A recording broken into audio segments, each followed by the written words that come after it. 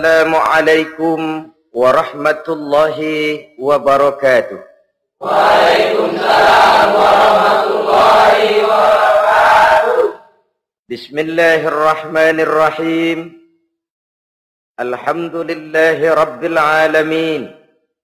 Wassalatu wassalamu ala ashrafil anbiya'i wal mursalin, imamil muttaqin, sayyidil ghurril muhajjalin, sayyidina wa maulana Muhammadin wa ala alihi wa ashabihil mujahidin at-tahirin, amma ba'du. Saudara-saudara kaum muslimin rahimakumullah. Dalam kehidupan ini, pada satu sisi memang kita harus melaksanakan berbagai kegiatan amal ibadah. Tetapi pada sisi lain, kita juga harus menjaga, jangan sampai amal ibadah yang sudah kita kerjakan itu dihancurkan oleh sikap kita sendiri. Bahwa kita sudah sholat, alhamdulillah. Bahwa kita sudah zakat dan memberikan sedekah, syukur. Bahwa kita sudah melaksanakan ibadah haji, thayyib. Apakah dengan demikian amal kita sudah menjadi banyak? Nanti dulu. Jangan berbangga hati dan puas diri. Pada kesempatan yang berbahagia ini, saya ingin menyampaikan satu hadis yang diriwayatkan oleh Imam Ad-Dailami, di mana Rasulullah sallallahu alaihi wasallam pernah bersabda, "Sittatu asya'in tuhbitul a'mal." Ada 6 perkara yang bisa menghancurkan amal yang sudah kita kerjakan. Salat yang sudah kita kerjakan itu, zakat yang sudah kita bayarkan itu, haji yang sudah kita tunaikan itu, bisa dihancurkan oleh 6 perkara ini. Nanti di akhirat, pada saat setiap orang menunggu pahala dari ganjaran amal yang ia kerjakan di dunia ini, kita menanti dan menanti, ya Rabb, mana amal kebaikan saya? Mana pahala kebaikan yang saya lakukan? Hasilnya tidak ada. Amal yang kita kerjakan dihancurkan oleh sifat-sifat yang akan kita kemukakan pada pertemuan kali ini. Yang pertama yang bisa menghancurkan amal adalah al-istighalu bi'uyubil khalqi. Orang yang terlalu sibuk mencari-cari aib dan kekurangan pada diri orang lain. Habis waktunya hanya untuk mengorek-ngorek celah orang, sementara ia lupa pada aib dan celah dirinya sendiri. Sifat seperti ini menghancurkan amal yang sudah kita kerjakan. Sedangkan baginda Nabi mengajarkan, tuba liman syaghalahu aibuhu an uyubin nas. Beruntunglah orang yang kekurangan pada dirinya menyebabkan dia sibuk sampai ia tidak sempat mencari-cari aib dan kekurangan pada diri orang lain. Saudara-saudara kaum muslimin rahimakumullah. Sibuk mencari aib orang tentu bukan dengan tujuan positif. Latar belakangnya kadang-kadang karena jealous, karena hasud, kecemburuan sosial. Sore, pagi, siang, malam kita korek-korek kesalahan orang dengan target hancur martabatnya, jatuh kehormatan dirinya, hilang nama baiknya, dilupakan dan terisolir dari tengah-tengah masyarakat. Perbuatan yang demikian sungguh terlalu amat sangat kejam. Salat kita, puasa kita, haji kita bisa dihancurkan jikalau kita terlalu sibuk mencari-cari aib orang lain. Muslim dengan muslim itu bersaudara. Kalau kita menganggap muslim yang lain adalah saudara kita, maka aibnya adalah aib kita, kekurangannya juga adalah kekurangan kita. Pada saat kita melihat pada dirinya terdapat kekurangan, tugas kitalah menutupi. Ini yang dijamin oleh Nabi, man satara musliman satarahullahu fid dunya wal akhirah. Siapa yang menutupi aib dan celah orang-orang beriman, Allah akan menutupi aib dan celaknya di hari akhirat nanti. Zaman sekarang, zaman gosip. Zaman sekarang, zaman isu. Sehingga hal yang 1 meter pun dapat jadi 5 meter.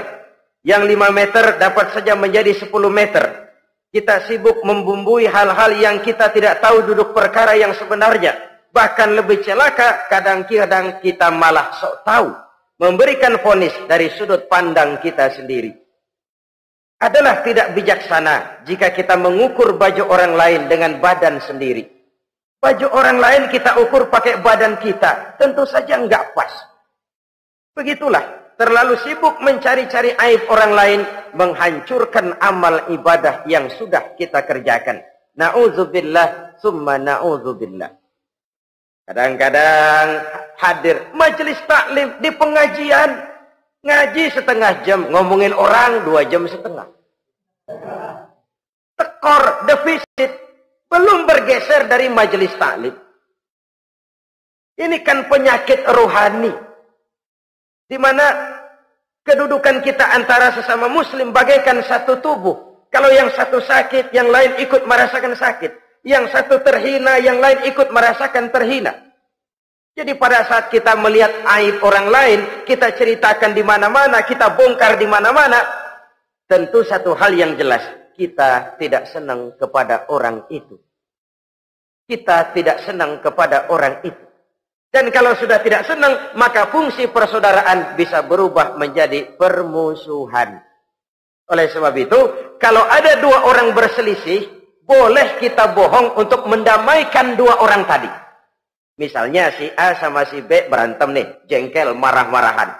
Saudara datang ke rumah si A. A, saya dengar kamu lagi marahan sama B. Iya itu si B, kurang ajar. Bangsat, bajingan, tengik. Pokoknya kalau ketemu, awas. Ah, saya kira sih nggak begitu. Ah, tadi saya ketemu B, dia bilang malah kangen sama sampean. Dia pengen ketemu. Ingat masa lalu zaman sebantal berdua, sebatang rokok berdua. Dia kangen pengen ketemu. Padahal si B nggak ngomong apa-apa sama saya. Saya olah sedemikian rupa sampai si A tenang. A tenang, saya datang ke rumah B. B, katanya kamu lagi marahan sama si A. Iya tuh A, unyuk monyet. Udahlah, pokoknya kalau ketemu dia saya hantam habis. Ah, barusan saya ketemu si A, dia bilang pengen ketemu ente. Pengen ngobrol kayak dulu, mengembalikan keharmonisan yang hilang, mengembalikan kehangatan persaudaraan yang lenyap. Si A tenang, si B adem. Kenapa? Karena bohong saya. Kesana saya ademin, kesini saya ademin. Jenis bohong seperti ini berpahala. Kenapa? Tujuannya mendamaikan orang yang sedang berselisih. Tapi kan orang bermental seperti ini jarang. Yang banyak kan tukang kompor sekarang. Taruh angetin, sini angetin, murub deh. Datang sama A, lu marahan sama B. Iya, gue kesel banget sama B. Emang? Wow. Diemang-emangin. Oh, udah, pokoknya gue mah kalau jadi elu takut sama si B, gue buka celana, gue pakai rok deh. Si A panas. A panas, datang ke rumah B. Komporin lagi.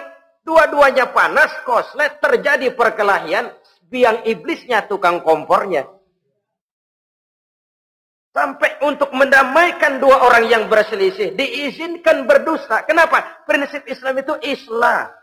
Mencari jalan damai, bukan mengeruhkan suasana. Inilah realitas di tengah-tengah masyarakat. Enakan ngomporin daripada nyiramin. Enakan manasin daripada mendamaikan 2 orang yang sedang berselisih. Apalagi kalau kita punya kepentingan. Main nimbrung aja kayak toge. Kagak ngerti urusan, nyampur aja nyampur. Toge kan begitu, toge. Ada laksa nimbrung, ada gado-gado ngikut, ada kredok masuk. Kagak ngerti juntrungan masalah, main nyampur aja nyampur. Ini kan tidak objektif namanya. Nah, mental seperti ini, wah, sholatnya khusyuk, zakat bayar, sedekah iya. Tapi kalau suka cari-cari aib orang, jembreng kesalahan orang di mana-mana, sholatnya, puasanya, hajinya bisa dihancurkan oleh mental yang seperti ini. Jangan bangga-bangga, sholat saya sudah banyak, puasa saya hebat, mantap, haji saya tiap tahun mondar-mandir ke Mekah. Tapi kalau mental seperti ini masih ada, waspadalah. Amal yang kita kerjakan bisa hancur oleh mental, sikap mental kita sendiri. Ini yang pertama. Yang bisa menghancurkan amal terlalu sibuk mencari-cari aib orang lain. Satu. Yang kedua, saudara-saudara, wa qaswatul qalbi. Orang yang hatinya keras, tidak mempan diberikan nasihat. Baik nasihat yang datang dari luar dirinya, ataupun nasihat yang datang dari dalam dirinya. Hatinya keras. Dikasih muka tembok, kulit badak, kuping kebo. Makhluk apa namanya itu? Wallahu a'lam. Rai gedek. Pantas ya kalau kita lihat sejarah, Islam itu turun di semenanjung Arabia. Sebagai test case.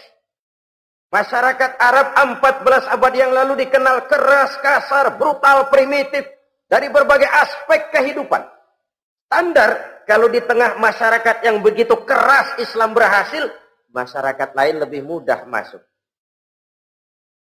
Rasulullah diutus di Cianjur, lalu dakwahnya sukses, saya nggak kagum. Paling-paling datang Nabi ke Cianjur disambut dengan ramah. Enggak, Rasul. Ayo nama, kumaha Rasul, ayo nama. Pasti aman, damai, tidak ada cerita perang. Tapi Masya Allah, turun di tengah satu struktur sosial yang keras, kasar, primitif. Menghadapi orang yang hatinya keras seperti ini. Apa prinsip kebijaksanaan yang dilaksanakan oleh Rasul dalam menerapkan syariat Islam? Pertama, at-tadrij fit tasyri'. Dalam melaksanakan syariat, prosesnya melalui tahapan. Contoh, jahiliyah dulu itu paling senang sama mabuk. Geng. Pinteler. Oh, jahiliyah itu kalau sudah mabuk nggak cuman minum, mandi pakai arak. Subhanallah. Mandi pakai arak. Menghadapi masyarakat yang seperti ini, apa strategi syariat Islam? Mula-mula ayat yang turun, yas'alunaka 'anil khamri wal maisir qul fihima ismun kabirun wa manafi'un linnas. Mereka bertanya kepadamu, hai Muhammad, tentang arak. Katakan, arak itu ada manfaatnya, tapi juga ada bahayanya. Bahayanya lebih besar daripada manfaatnya. Tidak diharamkan dulu, tidak. Cuman dikasih sen. Teler emang enak. Oh, melayang ke langit. Cuman ada bahayanya. Bahayanya lebih besar daripada manfaatnya. Dikasih gambaran, dikasih sen. Tidak diharamkan mutlak dulu, tidak. Bertahap dikit dulu. Nih. Urusannya begini nih. Ada manfaatnya, tapi ada bahayanya. Bahayanya lebih besar daripada manfaatnya. Cek rasio berpikir. Setelah tahu bahayanya lebih besar, kan dikit-dikit mulain jauh. Mulain ngurangin, jaga jarak. Setelah ada jarak, turun peringatan kedua. La taqrabus salata wa antum sukara. Jangan dekati sholat kalau kamu lagi mabuk. Sholat sehari semalam 5 kali. Berarti 5 kali mereka harus jaga diri. Jangan sampai mabuk. Makin jauh. Setelah jauh sekali, kira-kira tidak goyah, turun vonis. Innamal khamru wal maisir wal ansab wal azlamu rijsun min amali syaitan fajtanibu la'allakum tuflihun. Arak itu najis, kotor, perbuatan setan. Jauhi, pasti kamu akan beruntung. Baru timbul hukum haramnya. Orang udah nggak kaget. Kenapa? Pagi-pagi udah dikasih sen. Bahayanya lebih besar. Kalau sholat jangan, kalau mabuk jangan mendekati sholat. Makin jauh. Ini tahapan. Sama juga kita kan. Begitu jebrol lahirnya cuman susu ibu. Gedean dikit sang ambon. Kan gitu. Gedean dikit pisang ulek. Gedean dikit nasi. Udah gede bener jengkol jejelin. Proses. Coba bayi begitu lahir kasih pisang batu, tenggeng. Gak kuat menerima, belum waktunya. Ini proses yang dilaksanakan oleh strategi syariat Islam untuk mengobati penyakit qaswatul qalbi ini. Keras hati. Syariatnya bertahap. Tidak drastis. Tidak kalau sudah begitu ya mesti begitu. Tidak. Konsep kedua, taklilut takalif, menyedikitkan beban. Coba kita lihat, seluruh konsep agama, kalau kemampuan melaksanakan perintah berkurang, stressing perintahnya ikut turun. Angkat tuh beras 100 kilo. Nggak kuat pak, 30 kilo dulu deh. Ntar balik lagi, lama-lama juga habis. Ini konsep untuk mengobati qaswatul qalbi. Bertahap. Semua perintah agama itu begitu. La yukallifullahu nafsan illa wus'aha. Allah tidak memberikan beban kecuali sesuai dengan kemampuan yang dimiliki oleh seseorang. Kalau kemampuan melaksanakan perintah berkurang, stres perintahnya juga ikut menurun. Salat wajib diri. Kalau mampu. Gak bisa pak salat berdiri. Salat dengan berbaring. Kalau mampu. Berbaring gak bisa pak. Pinggang kurap. Salat pakai isyarat. Kalau mampu pakai isyarat tidak bisa. Dalam hati setiap kemampuan melaksanakan perintah berkurang, stres perintahnya juga menurun. Taklilut takalif ini juga salah satu strategi mengantisipasi kerasnya hati. Nah, konsep yang ketiga dari syariat, al-musawat bainan nas fi takalifil ahkam. Persamaan terhadap manusia di dalam berhadapan dengan hukum Allah. Kadang orang yang hatinya keras itu, logikanya jalan, ngukur suasana. Gimana sih lu? Menggerib kagak mau ke masjid? No, yang Pak Haji masih di perapatan. Yang Pak Haji disebut. Itu kan cenderung orang begitu. Kalau dia nyolong ayam, dia tunjuk orang yang nyolong kambing. Ini apologi namanya. Kenapa lu nyolong ayam? No, yang maling kambing urusin, gedean. Apologi. Lah kapan mau beres kalau begitu? Tidak introspeksi, tidak self-correction. Itu apologi. Untuk menutupi kelemahan diri, menunjuk kesalahan orang lain yang lebih besar. Itu kan nggak jantan namanya. Apologi. Tidak ada sifat untuk memperbaiki diri sendiri. Karena kecenderungan ini ada, Islam menutupi itu. Dengan apa? Semua manusia sama dalam berhadapan dengan hukum Allah. Gak ada iri hati dalam hukum Islam ini. Salat wajib. Wajib. Bagi siapa? Yang sudah balik dan mampu. Terhadap semua strata. Jenderal wajib, kopral wajib. Apalagi hansip. Tidak ada fasilitas. Wah kamu jenderal nggak apa-apa dah sembahyang setahun 2 kali. Idul Fitri aja Maidul Adha. Enggak tuh. Semua manusia sama dalam berhadapan dengan hukum Allah. Itu yang Nabi ingatkan. Orang-orang sebelum kamu dahulu hancur. Umat-umat sebelum ini rusak binasa. Kenapa? Karena mereka kalau orang kecil berbuat salah. Hukum cepat-cepat ditegakkan. Tapi kalau yang besar berbuat salah. Mereka diam pura-pura tidak tahu. Jadi apa ini? Yang namanya mafia peradilan bukan cuma zaman ayeuna. Sejak zaman sebelum Islam Nabi sudah mengingatkan. Mereka dahulu hancur. Kenapa? Kalau orang kecil berbuat salah, hukum buru-buru ditegakkan. Rame-rame dikeroyokin. Giliran yang gede berbuat salah, diam pura-pura enggak tahu. Hukum pakai pandang bulu. Saudara-saudara kaum muslimin rahimakumullah. Oleh karena itu orang yang keras hati itu bisa merusak amalnya sendiri. Nggak mempan nasihat, rai gedek, muka-muka cuek.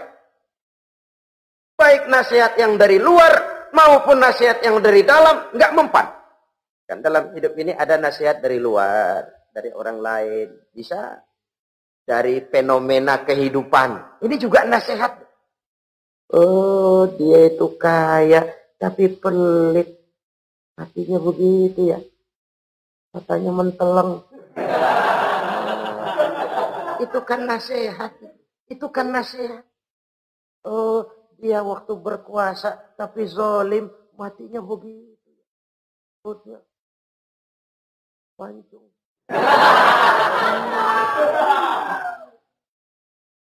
Fenomena kehidupan yang kita lihat, yang kita dengar, yang kita saksikan, itu semuanya bisa nasihat. Unzuru kaifa kana akibatul mukadzibin. Lihat kehidupan ini.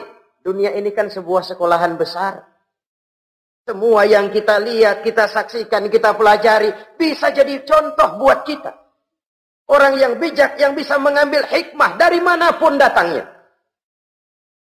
Baik dari yang baik maupun yang dari yang tidak baik. Saudara-saudara kaum muslimin, rahimakumullah. Nasihat yang datang dari luar. Dari orang atau dari fenomena kehidupan. Atau nasihat yang tumbuh dari dalam diri sendiri. Perubahan organisme tubuh. Itu kan nasihat. Ya Allah. Sekarang cantik jelita. Iya, sedang sweet 17-an. Rambutnya hitam, ikal berderai. Iya, semua memuja, memuji. Alisnya katanya laksana semut beriring. Dagunya bak pauh dilayang. Kalau dia senyum, semua orang terpesona. Sekarang 50 tahun yang akan datang, coba senyum, kabur orang. Fenomena kehidupan. Apa yang tidak berakhir? Kenapa harus keras hati? Kita kata kita berkuasa, berapa hari kita punya jabatan? Kita kata kita kaya, berapa banyak harta kita? Kita kata kita alim, kita tahu. Apa yang kita tahu dari semesta jagat raya ini? Lalu apa yang tidak berakhir? Korun yang katanya kaya, mati itu. Fir'aun yang katanya gagah, mati. Napoleon Bonaparte, the Lion of Europe, singa daratan Eropa, mati. Saking matinya, mati.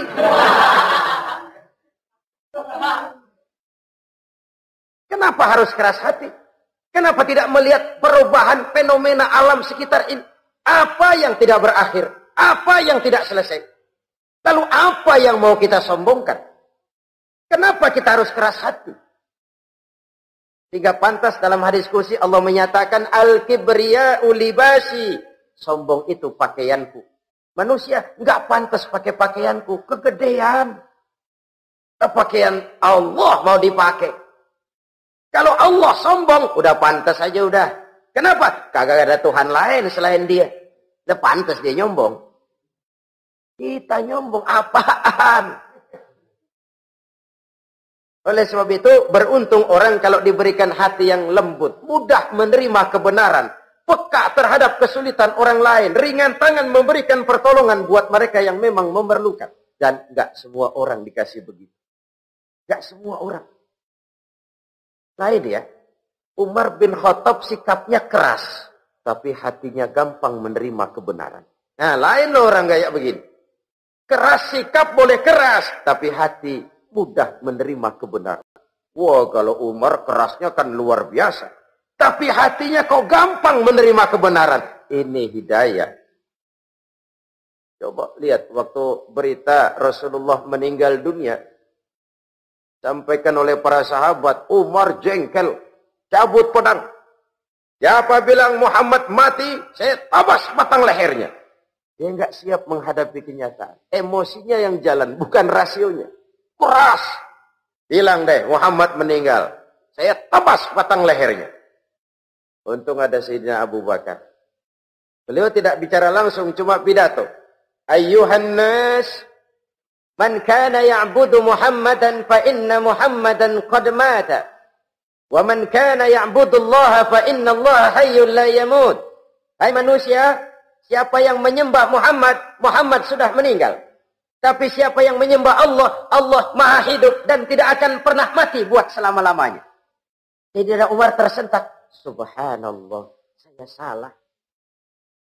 Bagaimanapun Muhammad hanya seorang manusia. Saya cinta dia, saya suka dia, nyawa saya pertaruhkan untuk dia. Tapi dia manusia dan saya tidak menyembah Muhammad. Ia sadar akan kekeliruannya, berlinang air matanya. Keras sikapnya, tapi lembut hatinya. Nah, yang kayak begini, bagus. Ini udah sikap keras, hati keras, yaitu tadi. Muka tembok, kulit buadak, kuping kebo. Diapain aja udah nggak mempan aja udah. Susah yang kayak begini. Saudara-saudara, ma'asyiral muslimin rahimakumullah. Jadi yang kedua yang bisa menghancurkan amal kita, orang yang hatinya keras. Wah. Yang ketiga sekarang, yang bisa menghancurkan amal kita itu wa hubbud dunya.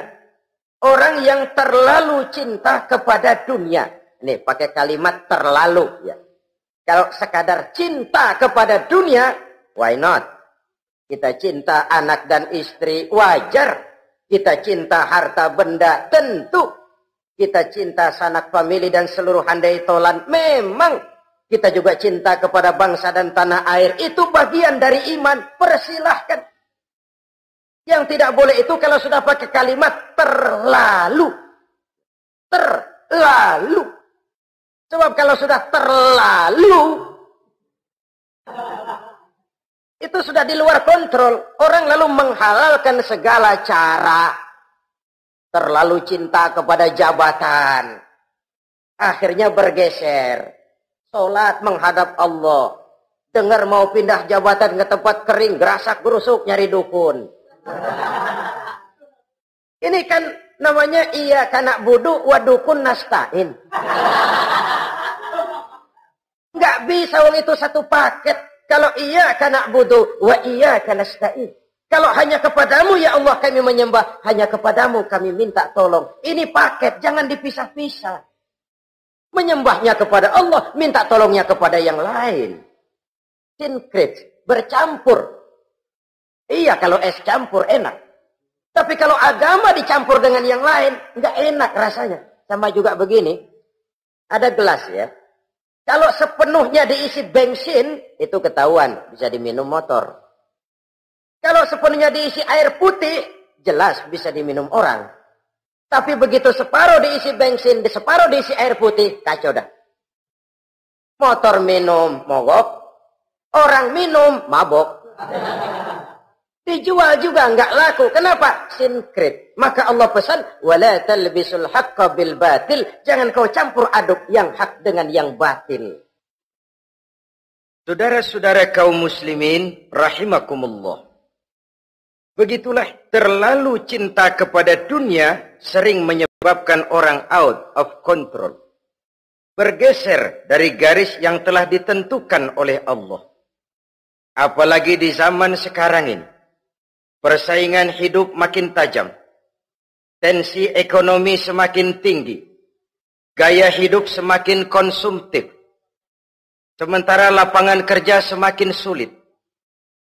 Orang kadang kehilangan harga diri untuk mencapai sesuatu yang bernama dunia, lalu menghalalkan segala cara. Sebab itu jangan korbankan keabadian akhirat dengan kesenangan dunia yang cuma sebentar ini. Jangan sia-siakan keabadian akhirat dengan kesenangan dunia yang kadang fata morgana ini. Cintailah dunia, tapi sekadarnya saja.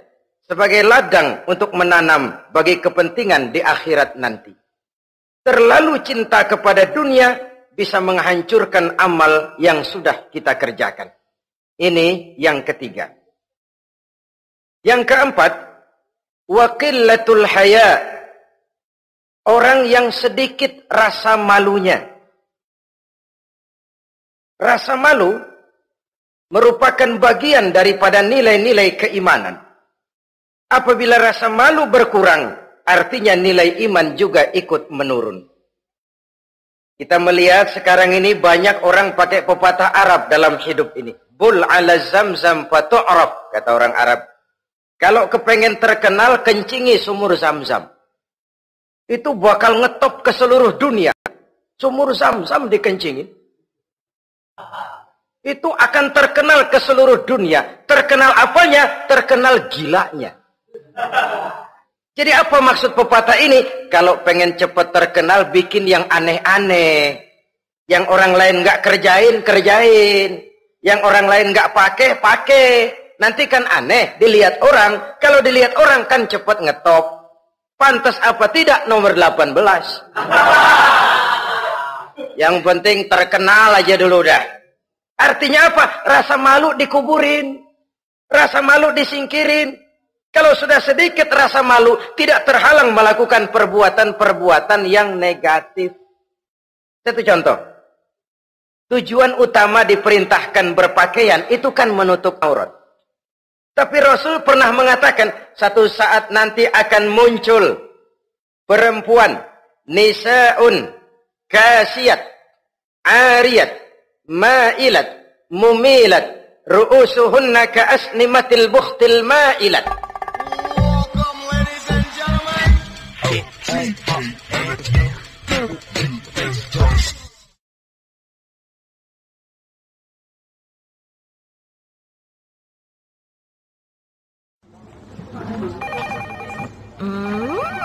What is it? Ooh, a new chocolate product by the Integral CJ's Management. What chocolate? No, my girl. It's a new CJ's brand.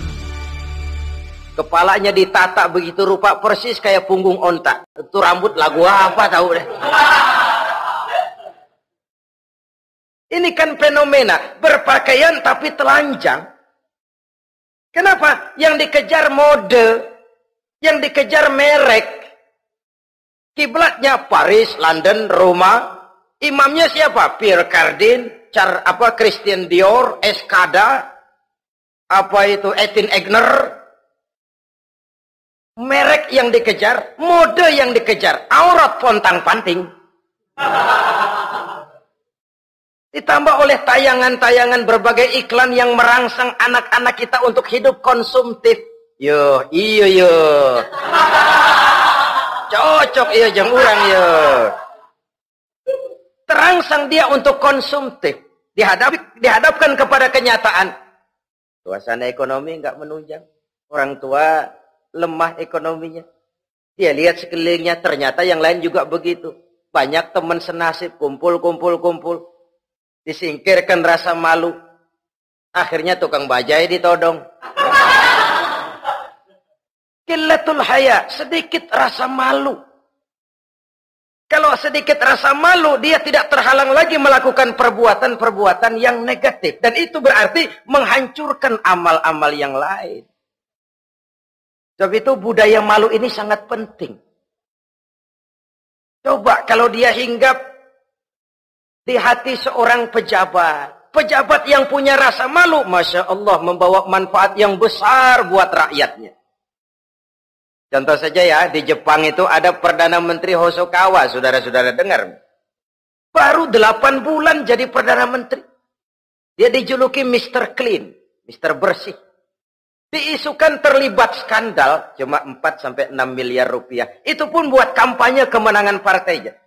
Diisukan begitu rupa, malu Hosokawa. Malu mengundurkan diri, baru 8 bulan jadi Perdana Menteri. Mundur, malu. Padahal Hosokawa nggak kenal ketuhanan yang Maha Esa. Nggak kenal. Tapi budaya malunya luar biasa. Nah kalau sudah pejabat nggak punya malu, habis. Kan sekarang umpamanya nih, ada impres desa tertinggal, disunatin. Sampai marah betul itu Bapak, para pimpinan negara kita itu. Tidak ada maaf bagi pejabat yang nyunatin identitas. Kenapa? Kan tipis rasa malu. Turun dari atas sunatin, turun ke bawah sunatin, turun ke bawah sunatin lagi. Nyampe bawah tetelan doang dikit banget. Kebanyakan tukang sunat, saudara-saudara. Budaya malu yang nipis.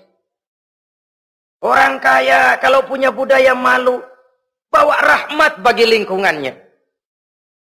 Ulama kalau punya rasa malu, nggak jual ayat menghalalkan yang haram, mengharamkan yang halal. Bagaimana Kiai? Haram! Karena belum dapat bagian. Begitu dapat jatah, haram dikit dah. Kiamat umat kalau sudah kayak begini. Budaya malu di segala strata sekarang ini menipis.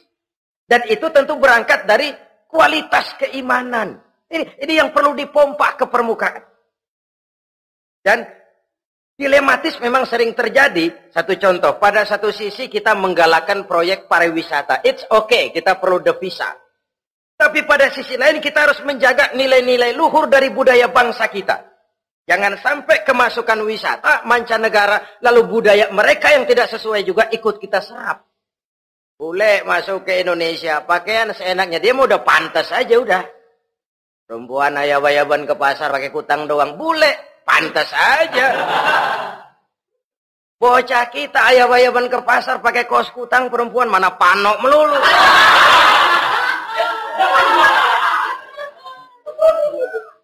Menipisnya budaya malu. Ada standar bahwa mode, hal kedua, merek apalagi. Yang pertama itu menutup aurat dari sisi berpakaian saja. Kalau anak-anak kita diracuni oleh yang namanya mode, diracuni oleh yang namanya merek, dia akan terbuai hidup dalam alam kepalsuan. Sekarang ini hidung pesek bisa dibikin mancung. Kulit keriput jadi kenceng. Operasi plastik. Pada sisi lain pengaruh duit juga luar biasa. Ya aki-aki keriput kalau habis gusuran kenceng lagi. Pasaran keras lagi. Oleh sebab itu budaya malu ini perlu kita kembangkan. Supaya di semua strata sosial memiliki budaya yang namanya malu. Sederhana memang, tapi tidak semudah mengucapkannya. Sampai-sampai dijadikan taruhan al-haya'u minal iman. Rasa malu itu bagian daripada iman. Dan malu yang tertinggi, kalau sudah punya malu kepada Allah, itu puncak. Puncaknya di situ, kalau cuma malu sama mertua, ngaling aja dikit, dia kagak tahu deh. Kalau cuma malu kepada petugas keamanan, terlalu banyak tempat yang mereka nggak lihat. Tapi kalau sudah budaya malu kepada Allah, tidak sejengkal tanah pun terhalang dari pengetahuan Allah. Ini nantinya juga punya pengaruh sosial. Sosial kontrol sekarang juga sudah renggang. Dulu kalau ada hal yang dianggap aib, satu kampung tahu. Malunya selebar awak. Sekarang budaya hidup sudah individualis. Tetangga mau apa kayak cuek aja udah. Akhirnya orang anteng. Lah nggak apa-apa ini, dah tenang aja dah, besok begitu aja lagi. Sosial kontrol juga sudah agak renggang sekarang ini. Kalau dulu orang punya rasa sosial kontrol yang begitu dekat. Oleh sebab itu, budaya malu merupakan bagian daripada iman. Orang yang sedikit rasa malunya bisa lepas kontrol. Kalau dia sudah lepas kontrol, dia bisa melakukan hal-hal yang merusak amal perbuatannya sendiri. Oleh karena itu, pada pertemuan kali ini, saya juga mengajak, mari kita tumbuh kembangkan budaya malu ini. Saudara-saudara kaum muslimin, rahimakumullah.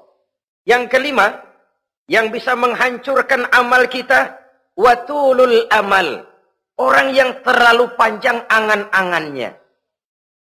Hidup dalam bayangan. Kakinya tercabut dari alam realitas. Mengharap burung terbang tinggi, tapi punai di tangan cepat-cepat dilepas.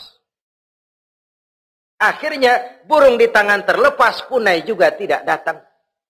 Terlalu panjang angan-angan. Hidup cuma nunggu keajaiban. Yang diwiridin jikalau. Orang sudah kemana-mana dia masih anteng. Jikalau andai kata umpama misalnya.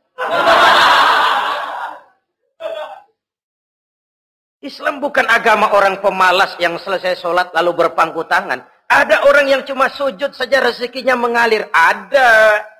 Ada orang yang cuma munajat di keheningan malam. Rezekinya mengucur. Ada. Tapi kan bukan kelas kita. Itu kelas antara dia dengan Allah, tidak ada jarak lagi. Orang-orang yang batinnya bersih. Doanya didengar. Permohonannya dikabulkan. Permintaannya cash. Kalau kita bisa bayang cuma nada doang, nggak mau usaha, paling banter orang undang tahlil kita. sebesek campur geretan udah. Kita ini tahap yang bekerja, berusaha, berdoa, tawakal. Pernah dalam satu sholat Jumat Rasulullah di masjid, ada seorang sahabat Badui datang dari pedalaman mau sholat Jumat, turun dari onta cepat-cepat masuk ke masjid. Ditegur oleh Rasul, ontamu sudah kamu ikat? Belum ya Rasul. Kenapa? Saya tawakal kepada Allah. Marah Rasul. Keluar, ikat ontamu. Masuk lagi ke masjid, baru tawakal. Sederhana sekali, tapi inilah gambaran kehidupan. Ikat ontamu baik-baik, baru tawakal. Kalau nggak diikat, udah tawakal, terus hilang, tawakalnya salah.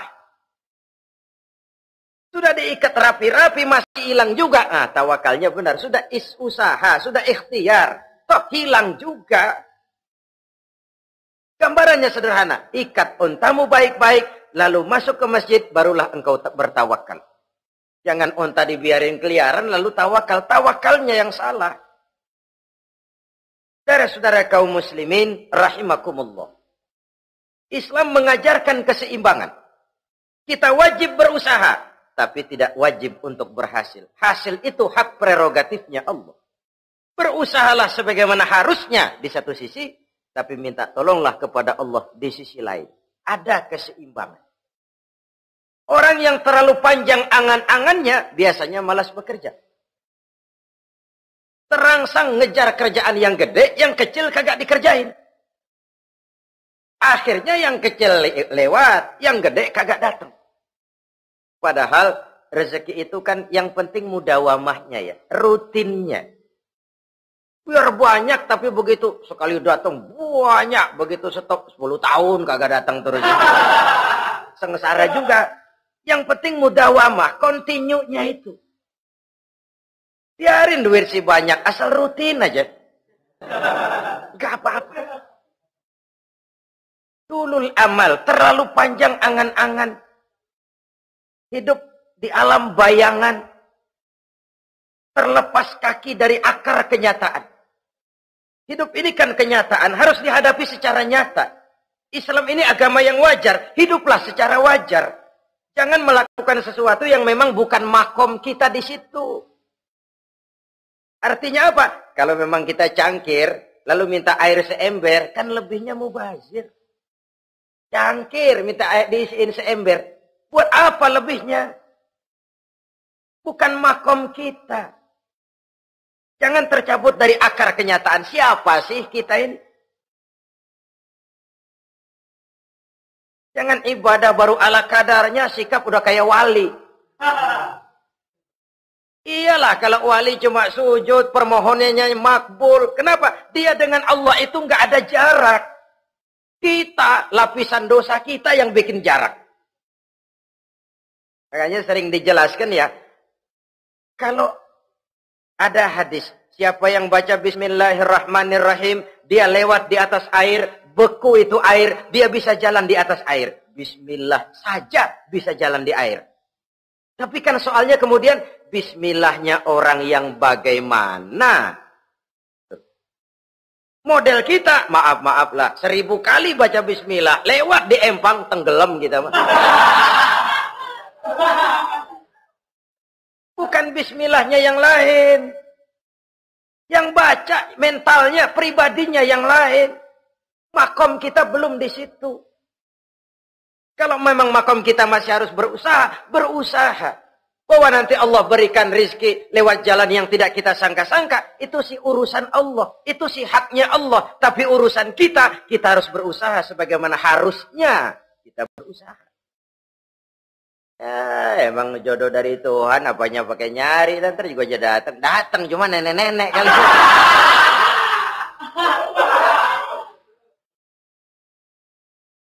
Bekerja, berusaha. Jangan terlalu panjang angan-angan. Hiduplah secara nyata, apa adanya, yang wajar-wajar saja. Tinggal di gubuk reot, hidup pakai gaya jet set. Ngagul dah.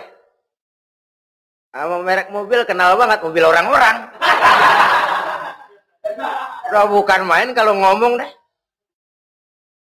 Di atas awan hidupnya. Di atas awan. Ngomong kagak ada yang kecil deh. Gak pakai juta udah. Miliar. Triliun. Ngerokok tetap aja ngombe. Silahkan mengharap burung terbang tinggi. Tapi punai di tangan jangan dilepas. Realitas apa? Idealisme boleh terbang setinggi langit. Tapi kaki tetap berpijak di alam realitas. Ayo kita ngambil contoh dari Rasulullah Sallallahu Alaihi Wasallam. Rasulullah itu kan dikasih mukjizat. Fasilitas. Tapi nggak ngandelin. Buktinya apa? Nabi hijrah ke Madinah. Itu kan manusia. Posisi kita terjepit. Ayo hijrah, hijrah, berangkat. Gak ngandelin Tuhan. Pojokin nih, dikepung. Kirim deh apaan kayak biar pada mampus nih orang ini. Enggak tuh. Enggak. Walaupun beliau punya mukjizat. Tapi enggak ngandelin. Kenapa kita enggak lihat itu? Perang Uhud kalah. Kalah. Berlumur darah dari kakinya yang mulia itu. Kalau ngandelin mukjizat, apa pantas Nabi kakinya sampai berdarah? Apa pantas sampai kalah?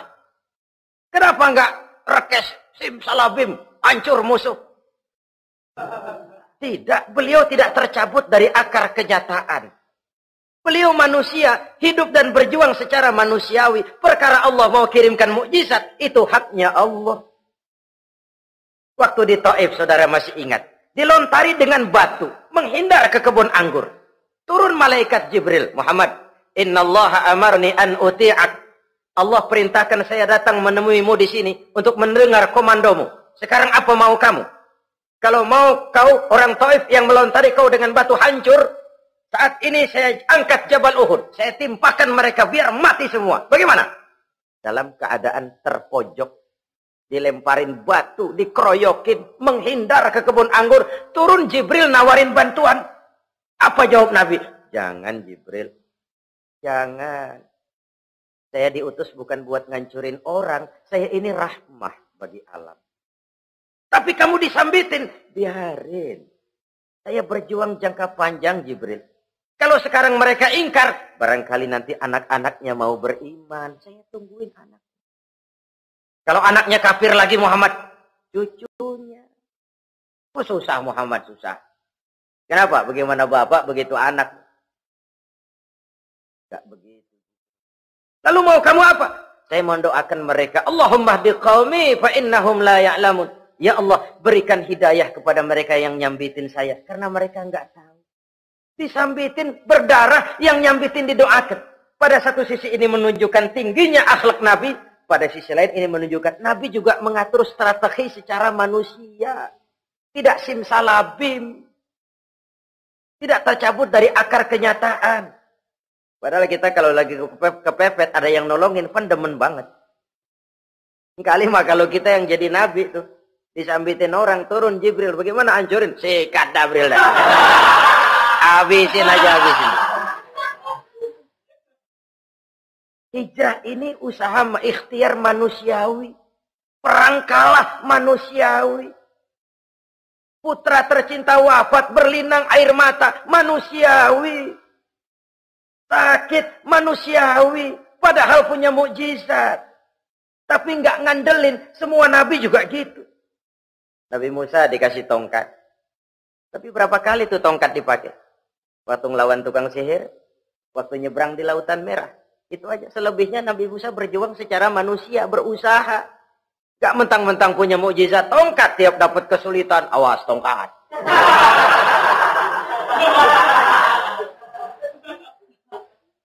Utuh manusiawi. Ini Rasul. Kenapa kita nggak lihat itu? Kenapa kita lalu tercabut dari akar kenyataan dan hidup dalam khayalan? Sampai-sampai di satu anekdot yang menyentuh. Sekarang ini akibat tayangan-tayangan televisi begitu rupa. Ada seorang bapak ditanya sama anaknya. Pak, Tuhan sama Batman kuatan mana sih? Logikanya sudah dipenuhi oleh gambaran Batman.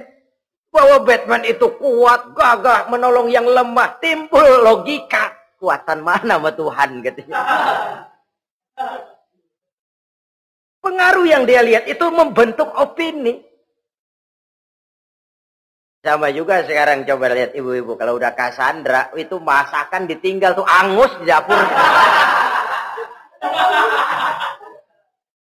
Angit tuh tempe. Saudara-saudara kaum muslimin, rahimakumullah. Begitulah yang kelima, yang bisa menghancurkan amal kalau orang terlalu panjang angan-angan. Hiduplah secara wajar karena Islam memang agama yang wajar. Jangan melakukan sesuatu yang memang bukan makom kita di situ. Jangan melakukan sesuatu yang memang bukan posisi kita di situ. Kullun ya'mal ala syakilatih. Jangan minta ayam menggonggong. Jangan minta kambing mengeong. Bukan bagiannya. Bukan bidangnya. Sama juga orang ngomong, apaan mubalik kerjanya ngomong doang. Sekarang kan zaman pembangunan. Mana ada mubalik ngurus irigasi. Nah, kalau mau balik ngurus irigasi, apa lurah mau ngajar PK? Jangan tercabut dari akar kenyataan. Toh prinsip modern saja mengajarkan the right man on the right job, the right man on the right place. Orang harus ditempatkan sesuai dengan bidangnya. Jangan tercabut dari akar kenyataan. Inilah kita dan inilah yang harus kita lakukan. Hidup ini kenyataan, hadapilah secara nyata. Perkara Allah mau membuat yang lain, itu hak prerogatif Allah, bukan urusan kita. Yang terakhir, saudara, yang keenam yang bisa menghancurkan amal kita, wa zalimun la yantahi. Perbuatan zalim yang tidak sanggup dihentikan. Zalim kepada Allah, zalim kepada makhluk, atau zalim kepada diri sendiri. Ada orang zalim kepada Allah. Begini banyak nikmat yang diberikan Allah. Nggak sanggup dah kita ngitungnya. Dari bangun tidur sampai tidur lagi nikmat nggak pernah berhenti itu. Bahkan kita tidur sendiri. Sadar nggak kita waktu tidur nggak berdaya? Coba ketika kita ngorok pulas, andai kata kecoa 16 masuk ke kuping kita. Siapa yang mau jagain? Siapa yang mau jagain?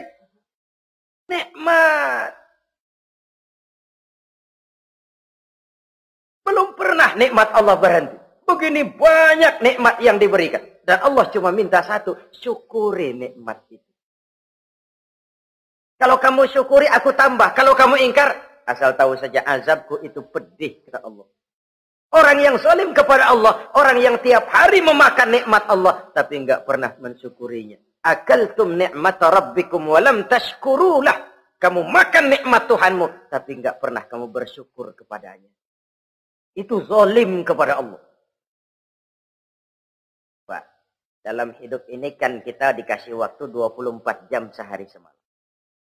Sehari semalam, 24 jam. 24 jam itu Allah kan nggak minta semua. 5 waktu saja kau lapor kepadaku. Sholat. Sholat kalau bagus, 10 menit kan. Taruh dah sholat bagus. Kilat, 5 menit dah. Kilat khusus 2 menit. Cepet dia nggak pakai perangko. Taruhlah yang menengah kita ambil 5 menit. Kalau 5 waktu, 5 kali 25, 5 kali 5 berarti 25 menit untuk lapor. Hei manusia, aku kasih kau hidup 24 jam. 25 menit kau lapor. Banyak yang berat. Padahal sisanya masih 23 jam 35 menit. Buah gambaran zalim kepada Allah.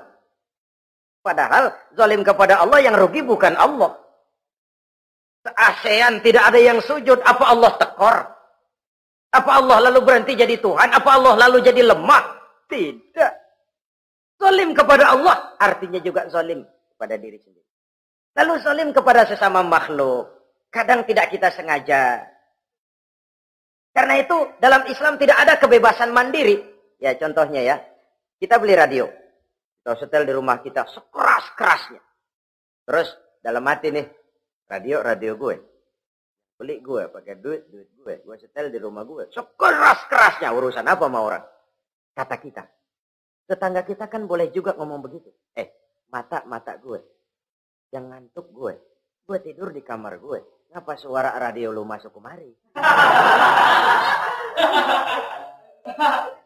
Ini kebebasan saya nyetel radio dibatasi oleh kebebasan tetangga saya yang mau tidur. Kalau saya perturutkan nafsu saya sudah zalim kepada dia. Zalim kepada orang lain. Dan yang banyak tidak kita sadari, zalim kepada diri sendiri. Membiarkan diri hanyut dalam munkarat dan tanpa ada usaha untuk menghentikannya. Tidak ada orang yang bisa mencelakakan diri kita terus-menerus kalau bukan diri kita sendiri.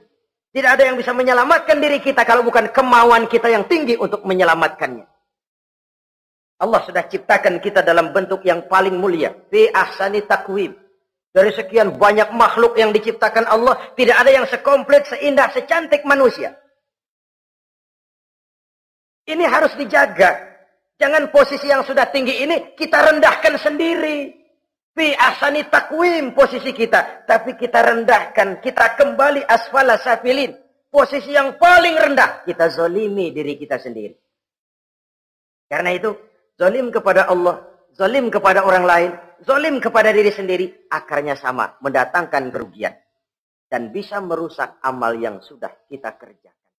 Oleh karena itu, mari sama-sama kita berusaha. Pada satu sisi kita melaksanakan amal ibadah sebagaimana yang seharusnya. Tapi pada sisi lain kita menjaga nilai-nilai ibadah. Jangan sampai hancur oleh perbuatan kita sendiri. Sekianlah jumpa kita kali ini. Insya Allah kita lanjutkan di lain kesempatan. Terima kasih atas segala perhatian. Mohon maaf atas segala kekurangan. Usikum wa nafsi bitaqwallah. Wassalamualaikum warahmatullahi wabarakatuh.